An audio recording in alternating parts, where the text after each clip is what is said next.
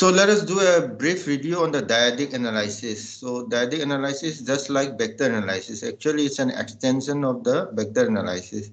So whatever you learn in vector analysis, similar kind of things you will also learn in the dyadic analysis.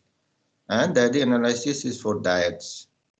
And basically this dyadic analysis or operations, this notation make very compact representation of many equations in electromagnetic field theory, and this is the classic book on the dyadic Green's function in electromagnetic field theory by Professor Santo Tai. He actually wrote a very classic book on the dyadic analysis or dyadic Green's specifically for the electromagnetic field theory. What is the application? What is the use?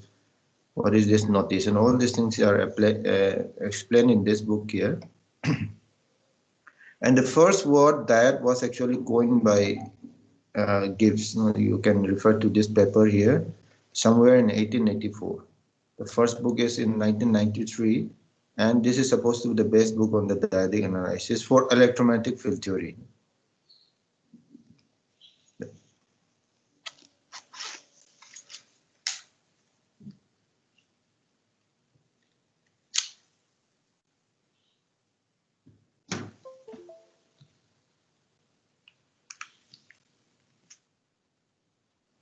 So basically, dyads are an extension of vectors. How do you extend dyads from vectors? That's what we're going to discuss today. I will give a systematic introduction to the dyads. How do you extend vectors to dyads? So first, let us consider a vector D. So the one with a single arrow, the arrow in only one direction is called a vector. When you have double direction arrow here, directed arrow here, you have a dyad. So I will just denote a vector D. In Cartesian coordinates, how do you write it? Any vector D in Cartesian coordinate is dx x hat dy y hat dx x hat plus dy y hat plus dz z hat plus. That's a usual notation of the vector. A vector in the Cartesian coordinates in 3D plane. Dx is the x component, dy is the y component, dz is the z component of the vector. This x hat is the unit vector along the x-axis, y hat is the unit vector along the y-axis, z hat is the unit vector along the z-axis. So now I want to make a much more compact and simplified notation of this vector in x, y, z coordinates. I'll just replace x1 as x hat, x2 as y hat, x3 as z hat. So it's another notation of x unit vector, y unit vector, and z unit vector, so that I can write this in this summation form here. So I'll just replace x1 hat is equal to x hat, x2 hat is equal to y hat, x3 hat is equal to z hat. Even this dx, dy, dz, I'll just replace it by d1, d2, d3. This is a much more compact notation, and it will be easier for us to use this notation for extending this to a dyad. So this vector D in the xyz coordinate system can be represented as D1 x1 hat plus D2 x2 hat plus D3 x3 hat. So you can just write it as summation I going from 1 to 3 di xi hat.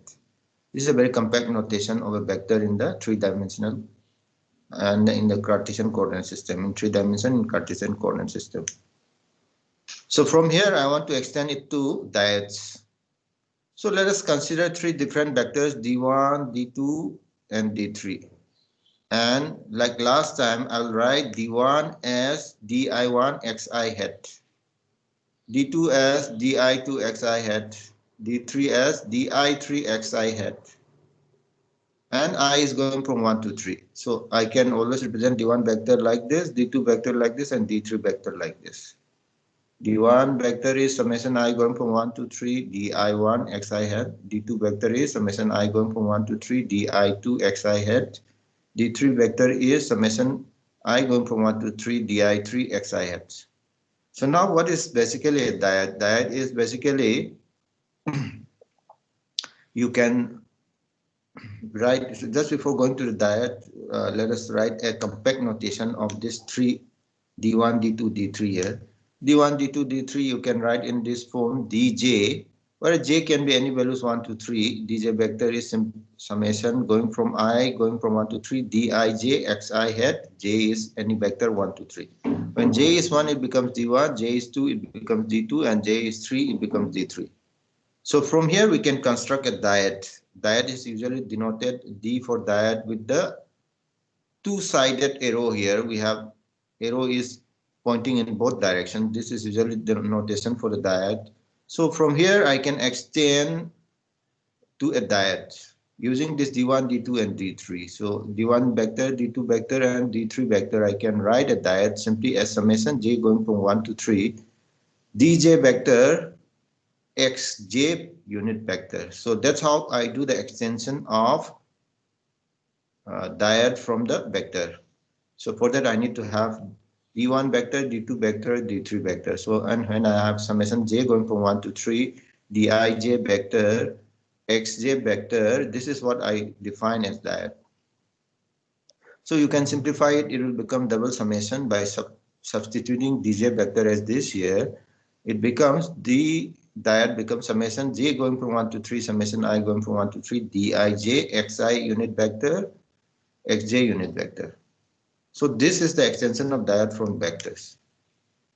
And this xi hat and xj hat are actually, you know, what is 1? I and j can take values 1, 2, 3. And we know that whenever I becomes 1 or j becomes 1, it becomes x unit vector.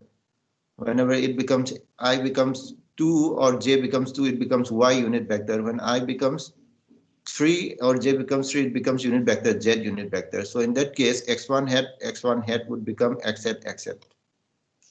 X1 hat x2 hat will become x hat y hat. That's just a simple notation we have defined at the beginning of this lecture. x1 hat x3 hat would become x hat z hat and so on. So now since I have I going from 1 to 3, j going from 1 to 3, this term here will have 9 components. These 9 components are called the unit diode basis. Just like in the 3-dimensional coordinate system, or 3-dimension, you have 3 unit basis vector in vector analysis, x hat, y hat, and z hat. For the Dyadic analysis, we have 9 of them, and these are called unit diode basis. Just like your x hat and y hat, here it will be x hat, y hat, x hat, z hat, x hat, and so on. So we'll have 9 combinations because I and j is going from 1 to 3. So one point to be noted here is that your xi hat and xj hat is not equal to xj hat and xi hat. This should be j and I. So you cannot interchange this ordering. This ordering is very much important, as you will see later on. Because of this ordering, the Dyadic analysis is going to be affected. So this should be xi hat, xj hat not equal to xj hat, xi hat. We have a typo here. This I and j should be interchanged. You cannot interchange this xi hat and xj hat. They are not equal. So the ordering is very important. You have to keep it, preserve it. So in matrix notation also you can write diode is basically a combination of d1, d2 and d3 vector. And as I have told you, this looks like a d1 column vector, this looks like d2 column vector, this looks like d3 column vector. And simply in the matrix notation, this diode will have 9 components: d11, d12, d13, d21, d22, d23, and d31, d32, d33. And there is another very convenient way of explaining diodes. Diodes, basically this is a matrix with 3 by 3 elements.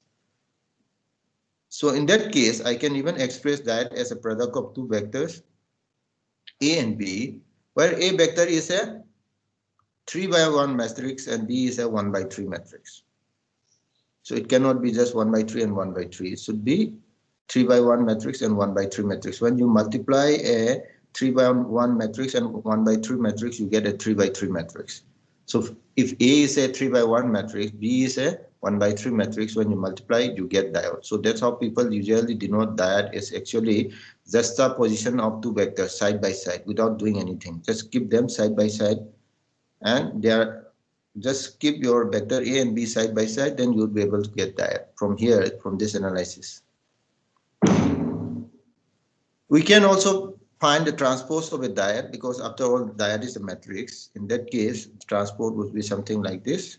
you just take the transpose of this matrix. So you'll get a transpose of this. Just before that, let us try to see what is this diode here. Diode here is expressed like this.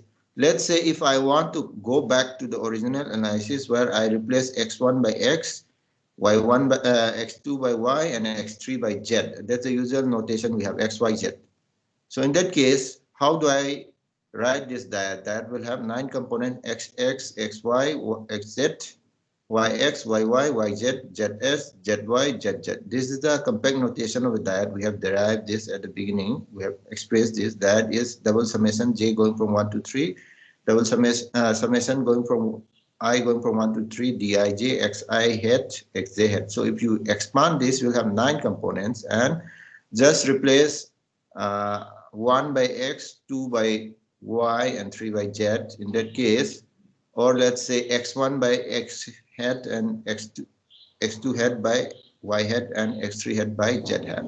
So then you'll have these 9 components of the diodes. So now when you take the transpose of this diode, then what do you get?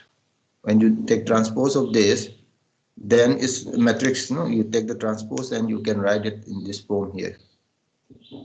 What usually happens is this dij and this dij will become dji, and this will become xj, xi.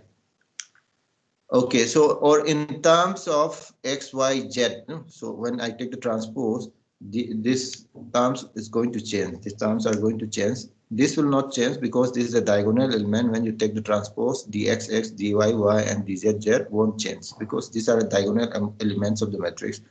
Of diagonal element matrix, it will become dyx, xy, xz, y hat, dzs, xz, z hat. So you have y here. Previously, what do you have? X, y, then you have xz, y hat. But in the transpose one, I have xz, y hat, but I have dyx because of the transpose of the matrix. When I have xz, z hat, I should have dxz for the original diode, but this should be dzx because of transpose. But there are some diodes which are symmetric, for that transpose is equal to itself. One very important symmetric diode is called eigenvector diode or unit diode. For the unit diode, all this component dij is equal to delta ij. All this component will be delta function, delta ij. Let us try to see. Dij equal to delta ij. It should be equal to 1 for I is equal to j. That's a function of a delta function. So, and when dij is equal to delta ij, when I not is equal to j is equal to 0.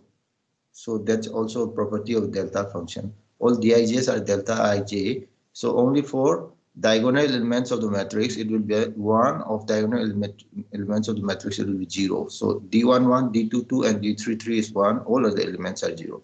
So we have 9 components. All the 9 components are 0 except the diagonal ones. So that means this would be d11, d22, and d33. They are 1. In that case, this unit diode is x1 hat plus x2 hat plus x3 hat. That should be usually equal to x hat plus y hat plus z hat. So this is the unit diode. So this is actually your unit diode. So it's basically all the elements would become a delta function. Only the diagonal element becomes 1 and off diagonal element becomes 0. And the diode itself doesn't have any physical interpretation. It is basically side-by-side position of 2 vectors. One is 1 by 3 matrix, and another is 3 by 1 matrix. But when it acts on a vector, it has a meaning. It has a proper meaning. So this type of analysis we'll be doing in the Dyadic analysis. When diode acts on a vector, what is the output? Those kind of things we'll be discussing in the Dyadic analysis. So now you can do scalar product of a vector with this diode. So what is the output when you do scalar product of this diode with a vector? There are 2 ways. One is anterior scalar product with the, let's say you consider any C vector, you do anterior scalar product. Anterior means? So anterior means here your C will be here and D will be here. Or Posterior means C will be here and D will be here. So depending on this order, whether you have C vector or D diad here or D diad vector or C vector here, the result is going to change. So the ordering is very much important here in the dyadic analysis. So C vector will have three components, Cx, x hat plus Cy, y hat plus Cz, z hat. Now we are doing dot product with the diode. So now let us do the dot product of this Cx with D and Cy with D and Cz with D. That's what we have three terms here, Cx, x hat, D, Cy, y hat, D plus Cz, z hat, D. Let us try to find out each term one by one. Cx, x hat, dot product with the diode. So Cx, x hat, dot product with the diode is Cx, x hat. What was the diode? Diode was having 9 components, dxx, dxy, dxz, and so on. So now, this vector is doing dot product with this diode here. Look at this. First term here, it has a x hat, x hat. So when you do x hat dot product with x hat, you get 1 and you just simply get x hat. When you do dot product of x hat with x hat, y hat, x hat dot product becomes 1, you simply get y hat. When you do dot product of x hat with x hat, z hat, x hat, you do the dot product, you get 1, you simply get z. But when you do dot product of x hat with this term here, x hat dot product with y hat is 0. Similarly, x hat dot product with y is 0, y is 0, x hat dot product with z is 0, x hat dot product with z is 0, and so on. So only the first 3 terms are contributing in the dot product. All other terms are 0. So what do we get? Cx, dx, x hat. X hat dot product with x is 1. Here also 1. Here also 1. So simply you get Cx, dx, x hat. But we still have x hat here. We still have y hat here. We still have z hat here. So that's what we have y hat and z hat here. So that's how you do it. Dot product of a vector with the diode. We have the first component. You can also find out the second component. When you do dot product with the y hat, only the terms diodes with the first term as y hat would be giving you non-zero values. This term, and this term. All other terms will give you 0. So you simply get this. Cy, y hat is, these terms have diode here, this doublet here with the first y hat. So when you do the dot product, it becomes 1, then you have x hat. Dot product with this, well, you get 1, then you have y hat. Dot product with this, you get z hat. So this is what you get. Similarly, when you do dot product with Cz, z hat with this diode, there are 9 components, but only 3 components will survive. All other components will 0 because you are doing dot product with z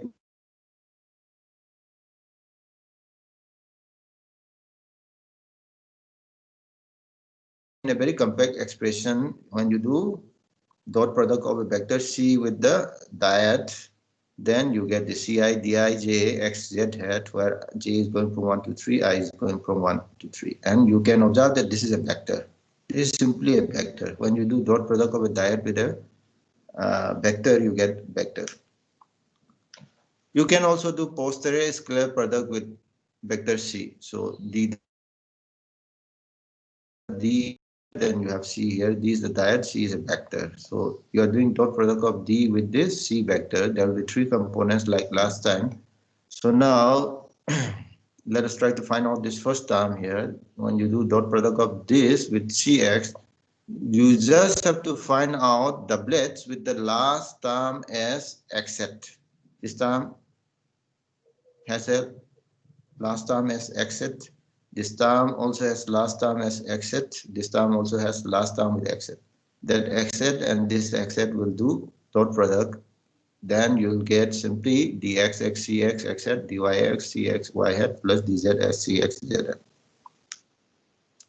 Similarly, you can also find out dot product of the d diode with the cy y hat. You just need to find out terms. From here, we have a doublet with the last term as y hat. This one, and this one. So all other terms will give you 0. Then finally, you have dxy cy x hat plus dyyy cy y hat plus dzy cy z hat.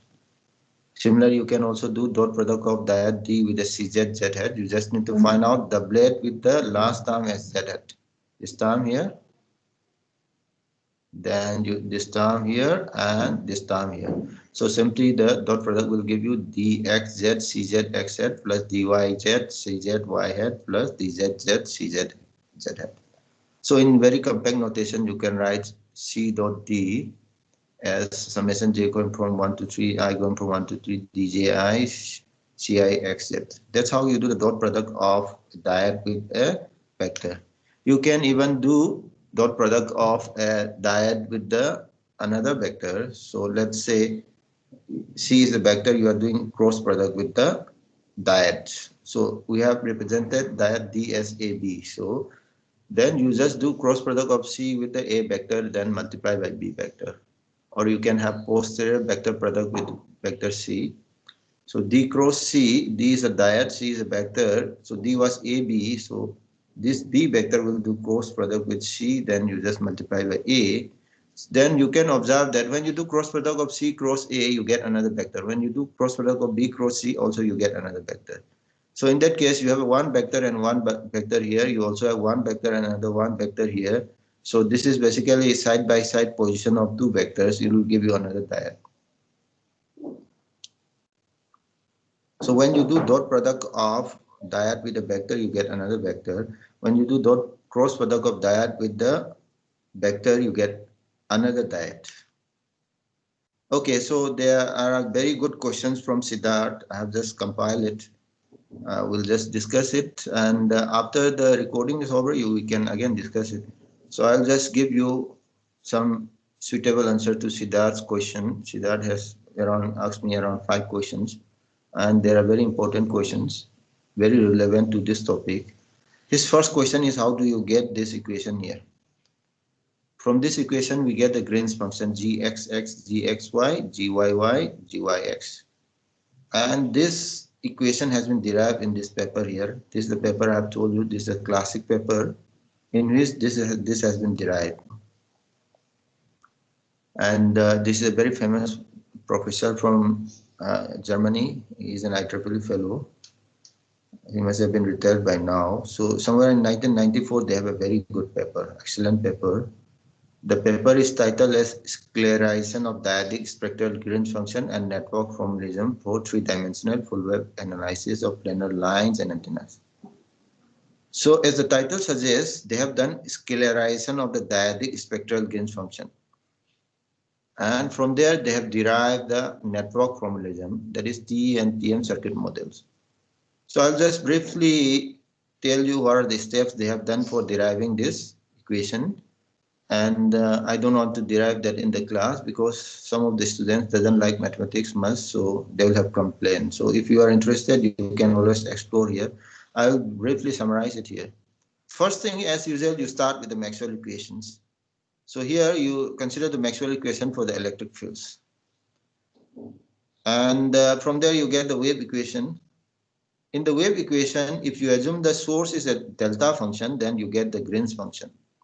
So you write down the Maxwell equation. From there, you find the wave equation. From the wave equation, if you assume the J current density is the delta function, that wave equation will give you the Green's function. And here, this Green's function would be dyadic version of the Maxwell equations. I will discuss this briefly in the subsequent topics. Now we have another topic where you consider this Maxwell equation in dyadic form. There you'll come to know what is this Maxwell equation in dyadic form. Is this an extension? You don't need to worry about it. I mean, I will discuss that later on. So you start with the Maxwell equation, get the wave equation, and you find the dyadic Green's function from the Maxwell equations by assuming the source is a unit diode. If you assume the source is a simply a delta function, you will not get it, dyadic Green's function. If you assume the source is a unit diode, we have just discussed about that IDM factor diode or unit diode. If you assume the source is a unit diode, you'll get the dyadic Green's function. You take the Fourier transform of that equation itself, or even the Green's function itself, you get the spectral domain Green's function. And when you take the Fourier transform of the Maxwell equation, dyadic Maxwell equation, you get the Maxwell equation in spectral domain. You can get both. Then after that, what do? You do scalarization. Basically, all Green's functions, they are actually diodes. Diodes is actually extension of vectors. So it's very difficult to solve them. So in this paper, they have derived it and they have actually scalarized it. Scalarization of the Diatic spectral Green's function has been carried out in that paper. They derive it. When they do that, they actually get two independent sets of inhomogeneous transmission line equations. Those equations are actually your TM and TE circuit models. When you scalarize the Diatic spectral Green's function, they have derived it. They have got two equations, one for TE circuit, T transmission line, and another for TM circuit line model. So that's how they got it. So if you are interested, you can explore, and you are most welcome to ask any questions you have doubt in the paper if you have explored it. But I don't think that will be a part of this course.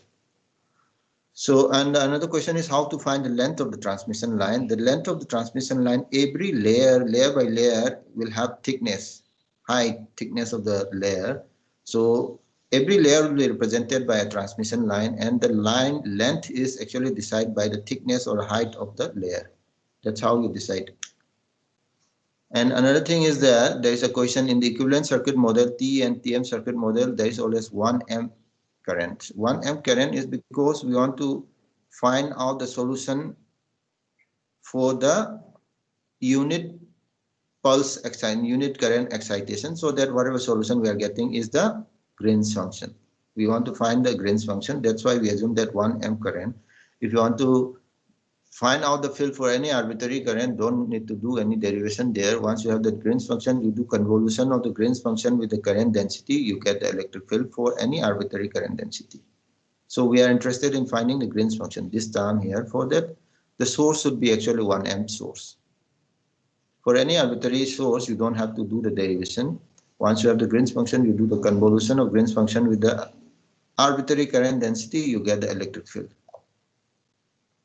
And there's another question about what is DTE and DTM. This is just a notation. D is for denominator, and denominator for T case and TM case. That's why DTE, DTM. So I have given this name. So basically what you do is you have the Z equivalent. Z equivalent was actually parallel combination of the Z looking up the transmission line model and looking down, both for T and TM case. You find out ZTM and ZTM equivalent, and you simplify it. This is how you find it. This is ZTE and ZTM equivalent is basically parallel combination of Z down and Z up for both T and TM case. So you simplify it. You can make a lot of simplification. That's a derivation I have done myself. When you simplify it, the final expression can be simply reduced to this form here, K naught eta naught by DTE. DTE is a function which has been given in the previous lecture. ZTM is eta naught by K naught DTM. This is another function which is given in the previous lecture. So this is the denominator part. This is a denominator part for T and TM case for the Z equivalent T and TM case.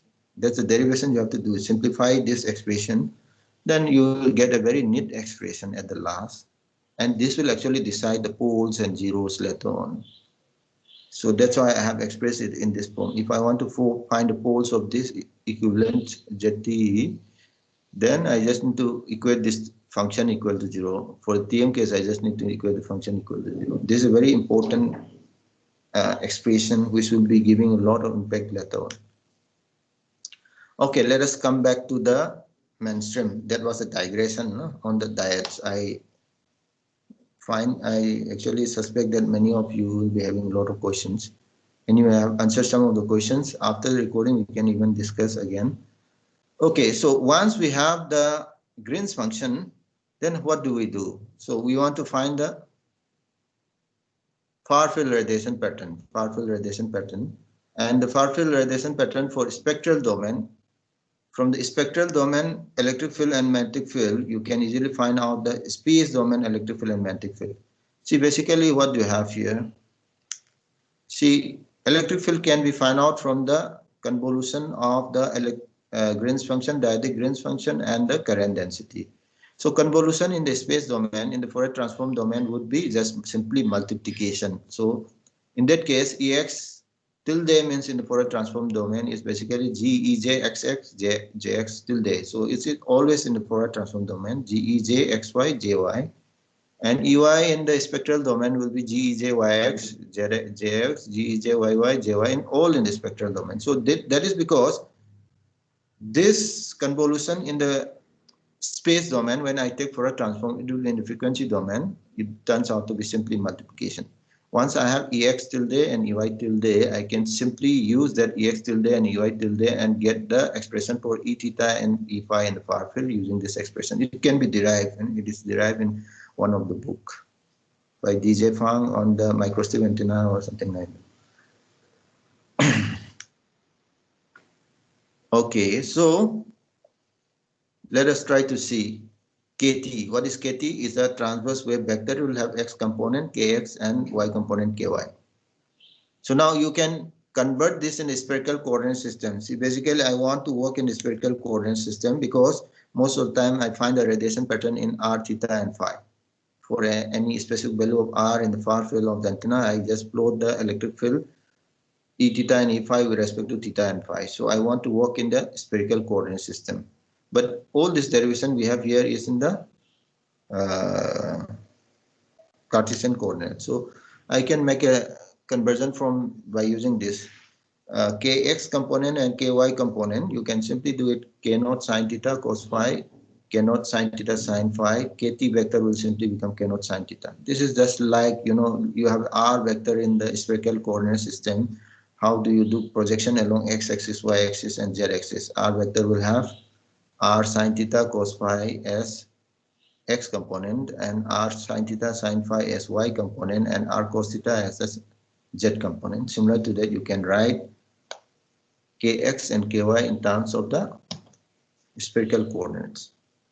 And once you have the fields, you can find out the directivity of this. We have actually considered PRMA. So the analysis we have done was for the printed rectangular monopole antenna. It's a variant of the microstrip antenna where you have partially at ground plane. Ground plane has been removed, and we have derived the Green's function for that, Dyadic Green's function for that.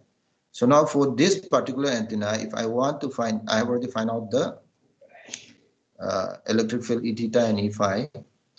Actually, we have a paper on this with my, I think, 5th student. He has derived all these things. So once you have the fields for the printed rectangular monopole antenna, he actually did a PhD on the MoM analysis of printed rectangular monopole antenna, printed monopole antennas. So we have paper on this, how to find the fields, everything. And once you have the fields for the printed rectangular monopole antenna, you can find the directivity. Directivity is defined as U theta phi, radiation intensity in one particular direction, divided by the average radiation intensity. Average radiation intensity is you integrate the radiation intensity over the whole solid angle, 4 pi. So total solid angle is 4 pi. Average radiation intensity is total radiated power divided by the total solid angle, that is 4 pi. This is the total radiated power. When you integrate radiation intensity over d omega is the solid angle, unit solid angle, then you get the total radiated power. So that's how you find the directivity. And U theta comma phi is basically E theta comma phi squared by eta naught R square in the far field.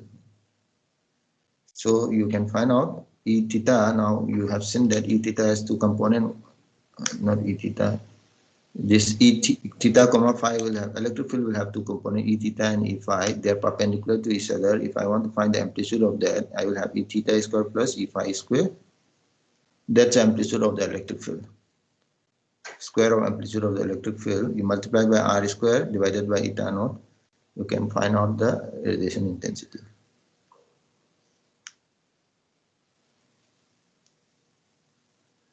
Okay, so let us discuss about the electric field integral equation. We have done that when we consider wire antenna. Wire antenna, what was the equation we have considered? Electric field integral equation. Tensile component of the electric field on a metallic surface is equal to 0. So Z cross will give you the tangential component of the electric field. Electric field will have two components. One is the incident field, one is the scattered field. That's what we have discussed. But here we'll call it incident field is the source field, and the scatter field is the radiated field. So electric field integral equation is tensile component of the total electric field is equal to 0. It will have two components. One is source component and there is the radiated component. Source component is the field we are supplying to the antenna. Let's say you have a patch antenna. The source component is the field you are feeding to the antenna. Antenna is a passive device. You need to supply some source to the antenna so that it will start radiating. So you supply some source to the antenna. You connect antenna with a microwave source. That source we are giving is the E source here. And radiated field is the field which is radiated from, let's say, microwave antenna or patch antenna is the field radiated from the patch antenna. That you can find out by doing the convolution of the Green's function with the current density on the surface of the patch antenna. That's what we have here. We have discussed that. So this is what we have. Electric field is equal to convolution of the Green's function, Diatic Green's function with the current density. So if I want to find a radiated field, I just do the convolution of the Green's function, Diatic Green's function with the current density over the patch. We don't need to worry about outside the patch. Why is that so? Patch is a metal, no? And we are supplying some source to the antenna from the field line. That signal will come to the antenna, and this current density will be induced only on the metal portion. Outside the metal portion, there won't be any current density. And you may be knowing why it's so. So we just have this current density over the patch. Usually this integrations over the infinite region, but this source is having range over, domain over, only over the patch. So you have a very fast integration here, only over the patch portion, only over the portion where current is non-zero. That's why MoM is very fast. Otherwise, if you consider FEM and FTDD, you will do integration over the whole antenna structure, over the whole antenna volume. But here you just do it over the surface of the patch. That's why it's very fast, efficient. But one of the major hurdles for MoM is finding this Diatic Green's function, and you must have known by now finding this Diatic Green's function is not that easy. It's very complicated. But if you are very good in electromagnetics, find this Green's function, then everything is very simple. It becomes very fast. Let us consider a patch in the xy plane. It will have only two components of the electric current density, Jx and Jy. When I have x dash, y dash, this is for the source. Current density is the source for the radiated field. That's why we have x dash, y dash here. So if you are considering patch is in the xy plane, confined in the xy plane, it would have Jx and Jy. And as I already told you before also, you can neglect the thickness of the metal. In that case, the Green's function, the Green's function, which are dependent on the Z component, which is the thickness, could be neglected. In that case, we'll have only four Green's functions: Jxx, Jxy, Jyx, Jyy. So now when you do dot product of this and this, you know what is the dot product of diode and a vector now. When I do dot product of this with this term will give me x dot will give me 1. I will just have x set here. When I do dot product of this and this, y dot x hat is 0, this term will become 0. When I do dot product of this and this, it will become y hat. So when I do dot product of this and this, I will get 0 because y and x hat dot product is 0. X hat and y hat dot product is 0. Similarly, it will give me x hat. Similarly, this will give me 0 because x hat dot y hat is 0. Similarly, this will give me just y hat. So that's what we are going to do. So this is a dot product diatic scalar product of a diode with a vector. Then we can write down the equation. This electric field integral equation is a very complex integral equation. It's a vector integral electric field integral equation. By applying the Dyadic analysis, I can simplify this vector integral equation into a simple scalar electric field integral equation like this: 1 for Ex, 1 for Ey, and Ex would be dependent on Gxx, Jx, Gxy, Jy, and Ey will be dependent on Gyx, Jx, Gyy, Jy. Okay. So we are interested in finding the Green's function in the spectral domain. It's very easy for finding Green's function in the spectral domain. You have already seen that. You can consider equivalent T and TM circuit model, and you can find easily by finding the voltage at one particular point, and from there you can easily find the voltage can be found out in the transmission line by using the equivalent impedance, which is basically parallel combination of the upper part looking up and looking down of the impedance. So finding the Green's function, Dyadic Green's function in the spectral domain was quite easy. So we want to do this analysis in the spectral domain. So here, what you see here, this Green's function there in the space domain, because we don't have a tilde here. If you have a tilde, they are in the spectral domain. So we are still in the space domain. So if I want to convert this Green's function in the space domain to a spectral domain, then I do a 2D Fourier transform. This 2D Fourier transform 1 by 2 pi whole square minus infinity plus infinity G Ej PQ. P and Q can be X or Y, any value of X and Y. So you can have XX, XY, YX, YY. So P and Q can be any value X and Y. So this is the inverse Fourier transform. So this is a Fourier transform, spectral domain Green's function. You do the inverse Fourier transform, then you get the space domain Green's function. This is a Fourier transform. You must be knowing what is a Fourier transform. Exponential minus jkx, x minus xj, exponential minus jky, y minus yj. In the spectral domain, what we have is x would be converted into kx and y would be converted into ky in the spectral domain. So that's why we are doing integration over dkx and dky. Then we get the space domain Green's function. So if I replace this in the electric field integral equation, spectral scalar electric field integral equation, I replace this space domain Green's function by spectral domain Green's function. Then what do I get? Just replace this space domain Green's function gxx, gxy, and gyx, gyy by using this inverse Fourier transform. This is what we are getting. Ex source should be equal to minus infinity plus infinity integration over the paths, integration over the paths. This is from the Fourier transform, double integration, finite integration. This is from the integral equation itself. You have this, no? Integration over the paths, integration over the paths. So finally, what we have is an infinite double integration and a finite double integration.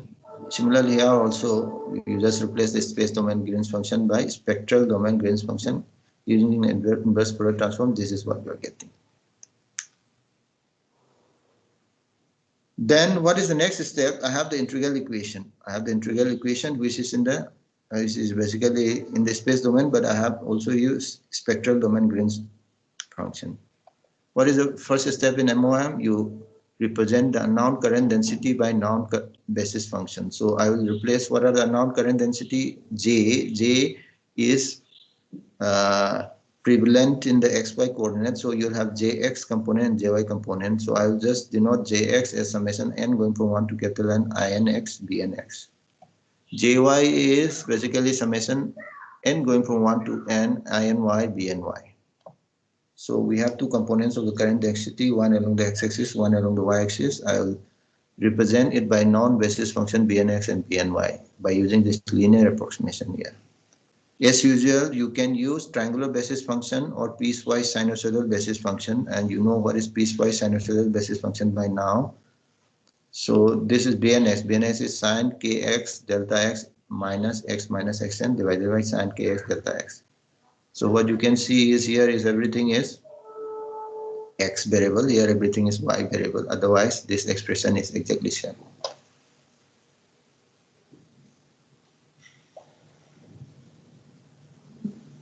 So this is a two-dimensional basis function. So now when I have bnx here, variation along the y-axis is a pulse function. It's 1 along the y-axis. When I have bny here, variation along the x-axis is 1. We don't have any variation over the x-axis. Maybe I should draw this waveform basis function and discuss it in one of the classes. I think I should stop here.